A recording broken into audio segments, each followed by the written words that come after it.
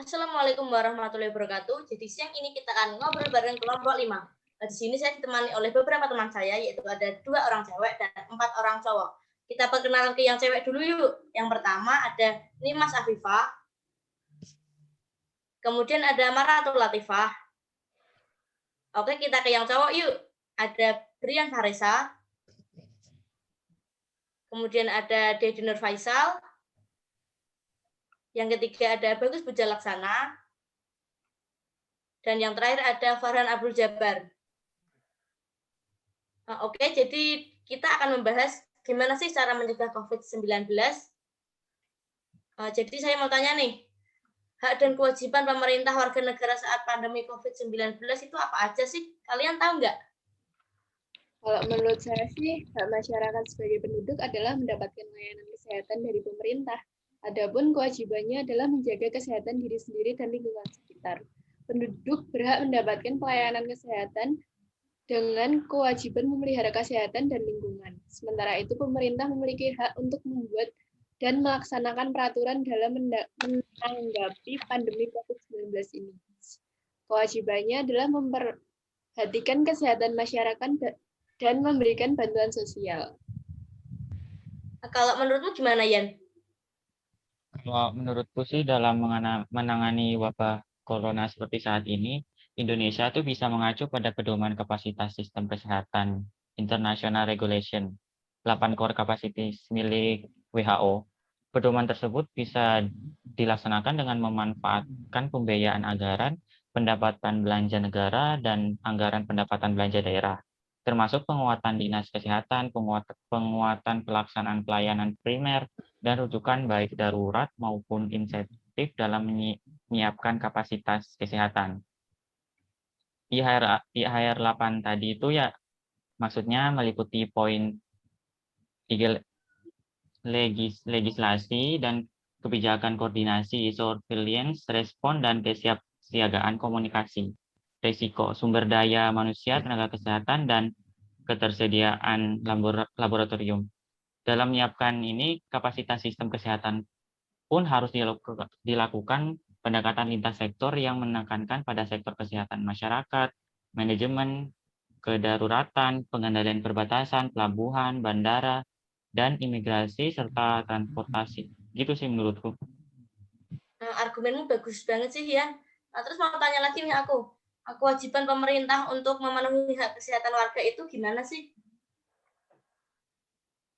Menurutku ginilah, kondisi di pandemi COVID-19 ini telah memorak-porandakan sistem sosial, politik, ekonomi, budaya di seluruh dunia sih. Untuk mengatasi hal tersebut, banyak negara menerapkan kebijakan lockdown untuk mengurangi resiko penyebaran virus ini. Sejak pertengahan April lalu, pemerintah Indonesia menerapkan kebijakan pembatasan sosial berskala besar atau PSBB di berbagai daerah. PSBB ini menyebabkan kebebasan warga dibatasi, seperti halnya bekerja pada sektor kesehatan, distribusi pangan, penyediaan energi, perbankan, peternakan, dan pertanian, atau media cetak, atau yang lainnya lah.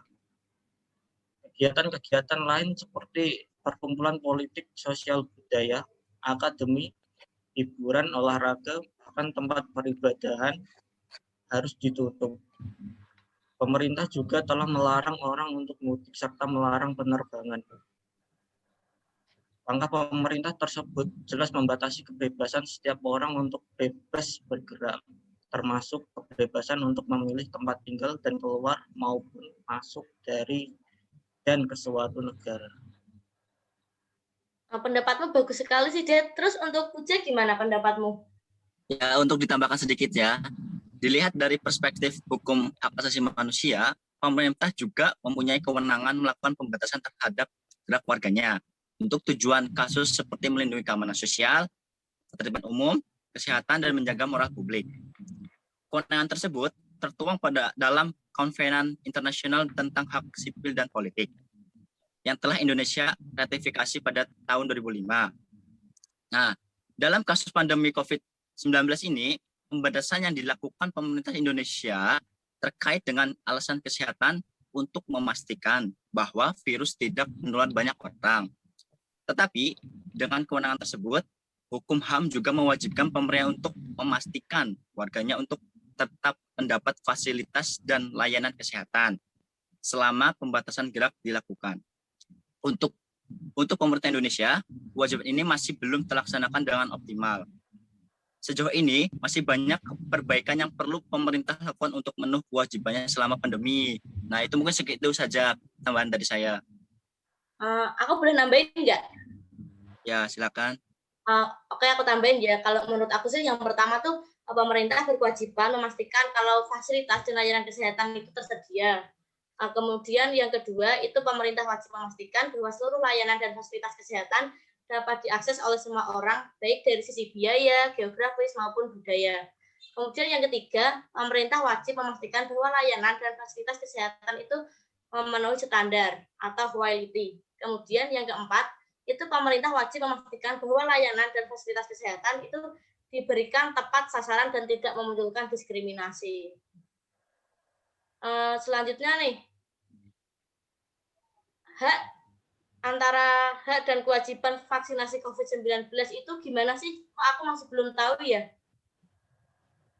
Kalau untuk vaksin sudah dilakukan sejak 2 Maret 2021, seluruh dosen dan karyawan telah melakukan vaksinasi.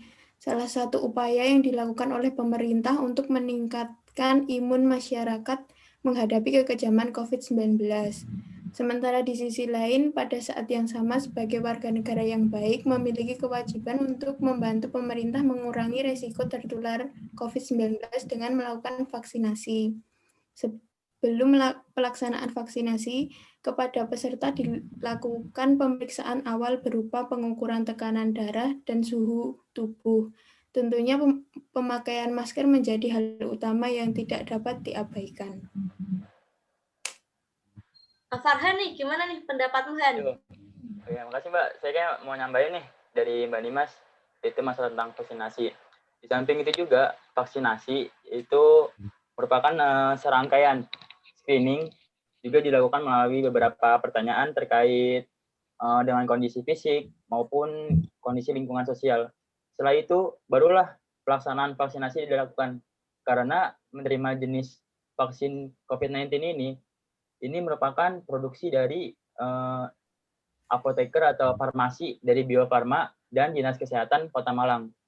Pelaksanaan ini, vaksinasi, itu dilakukan dalam 2 tahap.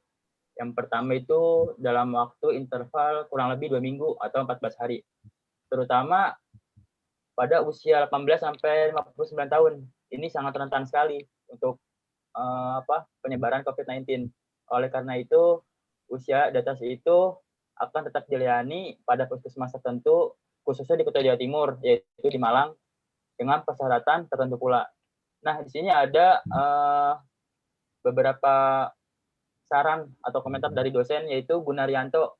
Dia menambah penjelasannya. Gunaryanto ini adalah sebuah dosen, nama dosen di Fakultas atau Universitas di Malang. Dia berpendapat bahwa euforia saat ini tuh sangat wajar. Dia bilang begitu. Tapi sebagai koordinator, si Gunaryanto ini dia memiliki tugas di COVID-19 ini. Dan dia juga mempunyai kewajiban mengingatkan para dosen dan karyawan untuk mematuhi protokol kesehatan, yaitu salah satunya memakai masker dan social distancing dan juga pakai hand sanitizer. Nah, terus untuk di sisi lain, untuk protokol kesehatan ini, si Gunaryanto ini dia membilang kepada temannya atau pada seluruh dosen di universitas tersebut untuk mewaspadai keganasan virus ini. Karena virus ini tuh rentan sekali apabila masyarakat atau manusia ini tuh saling berikatan. Seperti itu. Dan dari kampus pun itu juga tetap melakukan pelajaran daring. Tidak ada namanya luring atau tatap muka. Nah, terus untuk mahasiswa ini, ya para mahasiswa itu mungkin ya berpendapat bahwa daring ini tuh kurang efektif gitu, sehingga banyak para dosen itu dia WFA atau work from home, bekerja di dalam rumah. yaitu para dosen dan karyawan di universitas tersebut. Nah, untuk di Jawa Timur ini kurang lebih rentan waktunya itu sampai tanggal 5 April 2021, sebagaimana pemberlakuan PPKM terbaru di wilayah Jawa Timur. Itu saja sih, Mbak Lala. Terima kasih. Pendapatmu itu sih sangat jelas banget. Selanjutnya nih, aku mau tanya, apa saja sih tanda atau gejala infeksi virus corona itu? Aku boleh jawab. Apa kamu enggak lah? Boleh, silakan. Kalau menurutku sih ya, dari pendapatku sendiri, kayak virus corona itu menunjukkan gejala dalam 1-14 hari sejak terpapar virus. Corona ini biasanya gejalanya kayak demam, rasa lelah, batuk kering. Sebagian besar orang hanya akan mengalami gejala ringan. Namun kayak di kasus-kasus tertentu tuh yang dari aku lihat, infeksi dapat menyebabkan pneumonia dan kesulitan bernapas.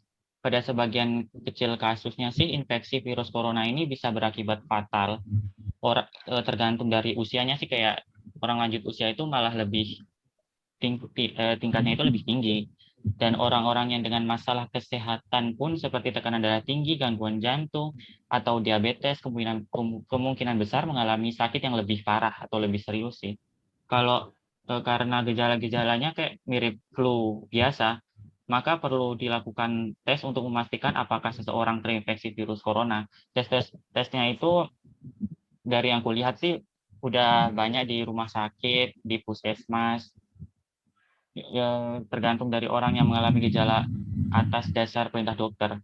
Kunci pencegahannya sih virus corona ini sering cuci tangan, pakai sabun dan air mengalir. Hindari menyentuh muka, jauhi orang yang menunjukkan gejala seperti demam, batuk kering, kelelahan.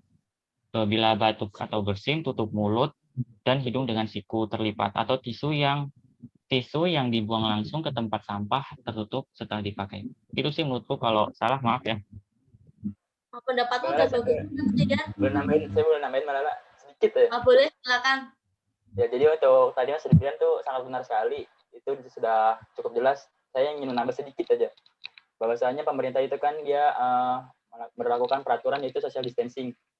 Artinya masyarakat itu tuh tidak ada yang namanya kumpul-berkumpul dan berjauhan.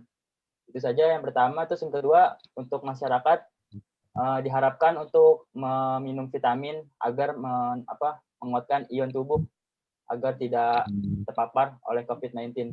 Karena COVID-19 itu sangat rentan sekali pada orang yang lemah, istilahnya kecapean, tadi bilang kecapean, terus sering sakit-sakitan, itu rentan sekali. Makanya oleh sebab itu saya ingin menambahkan untuk para masyarakat agar tetap social distancing di rumah, jaga kebersihan dan kebagusan di rumah, ditambah lagi minum vitamin agar tidak rentan terkena COVID-19. Itu saja Mbak. Terima kasih. Oh, jadi kalau orang yang lebih tua gitu malah lebih mudah itu ya terjangkit virus ya? Benar sekali.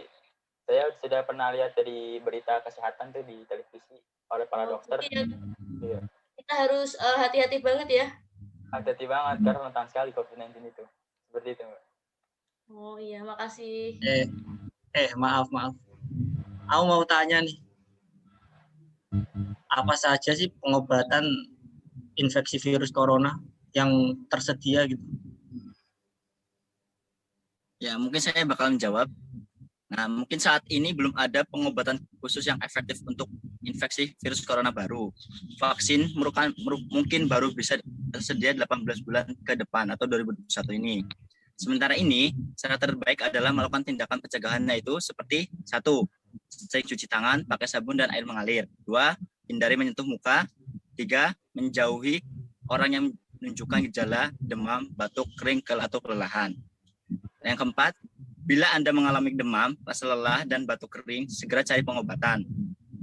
Anda dapat menguatkan sistem kekebalan diri dengan melakukan perilaku sehat seperti olahraga teratur, makan yang bergizi seimbang, dan tidak merokok, dan memastikan Anda dan anak Anda mendapat imunisasi yang lengkap. Mungkin seperti itu. Oke, makasih Mas. Oke. Aku mau tanya dong. Oke, silakan mau tanya apa? Gimana cara merawat keluarga yang menunjukkan gejala ringan COVID-19? Latifah tuh mungkin mau jawab, kan dari tadi diam. Apa dijawab? Kalau ada keluarga yang mengalami demam, terus rasa lelah, batuk kering gitu, cari pertolongan pada sarana kesehatan dan ikuti perintah tenaga kesehatannya itu. Terus kalau diminta dirawat di rumah, ditempatin di ruangan khusus atau ruangan terpisah yang nggak berkontak langsung sama kita gitu. Misalnya, tapi udah ada kamar mandinya gitu, biar nggak kecampur juga. Terus anggota keluarga itu harus pakai masker, terus hindari kontak langsung, terus apa ya, nggak boleh ninggalin rumah kecuali kalau dia mau berobat gitu. Terus kalau apa sih, kayak kebutuhan dia tuh kita harus supply terus gitu loh, jangan sampai kurang gitu. Kan dia diisolasi nggak bisa keluar gitu. Terus kalau kita mau menunjukkan kasih sayang tuh bisa pakai chat, terus telepon, nggak harus ketemu langsung gitu sementara waktu. Terus kita bisa bantu ngerjain tugas-tugasnya dia, yang kan dia nggak bisa apa kegiatan bebas gitu. Kita bisa bantuin gitu. Kalau menurutku sih gitu. Ya, cukup. Saya mau nambah agak sebentar. Oh iya, silakan. Ya khususnya untuk para mahasiswa yang sudah nggak betah lagi di rumah, yang ingin merantau lagi ke kuliahnya, itu dia juga bisa maksudnya ke satu perkuliahannya, itu contohnya di Malang atau di Jogja gitu kan. Itu dia bisa pulang asalkan dia memenuhi syarat, yaitu dengan membawa surat apa namanya, antigen ya masalah, sama surat macamnya surat kesehatan gitu. Itu pemerintah sudah melakukan pelonggaran peraturan bahwasanya apabila ada masyarakat yang ingin mudik, cukup membawa surat tersebut agar dimudahkan dan tidak dikarantina nanti di wilayah kampung yang ia tempati itu. Seperti itu. Oh, jadi kita juga wajib apresiasi sih ya ke pemerintah udah ngasih kelonggaran buat kita semua. Kelonggaran. Di sisi lain juga kita menghargai wilayah yang nanti kita tempati untuk merantau itu. Contohnya kita menghargai RT tersebut gitu kan. Kita kan di sini kan perantauan. Nah, jadi kalau kita nggak ada membawa surat bukti, lantas gimana dari pihak RT RW itu mengasih kita gitu untuk masuk ke wilayahnya dia? Otomatis kita kan nggak bakalan boleh masuk kampung dia, kecuali kita di karantina dulu kurang lebih 2 minggu baru diperbolehkan ke kosnya gitu. Ini untuk memperkuat aja bahwa kita tuh membawa surat COVID-19 itu. Seperti itu sih untuk kemudahannya. Ya. Makasih ya, berkat kalian semua aku jadi tahu nih apa saja sih upaya buat cegah COVID. Ternyata kalian tuh itu ya pinter-pinter semua. Iya dong. Ada yang mau nambahin lagi nggak nih? Udah aja kali ya. Cukup. Udah cukup. Makasih ya ngobrol barengnya untuk siang ini. Ya. Sangat bermanfaat banget sih buat kita semua. Sekiranya udah dulu ya. Kurang lebihnya mohon maaf. Wassalamualaikum warahmatullahi wabarakatuh. Dadah. Waalaikumsalam warahmatullahi wabarakatuh.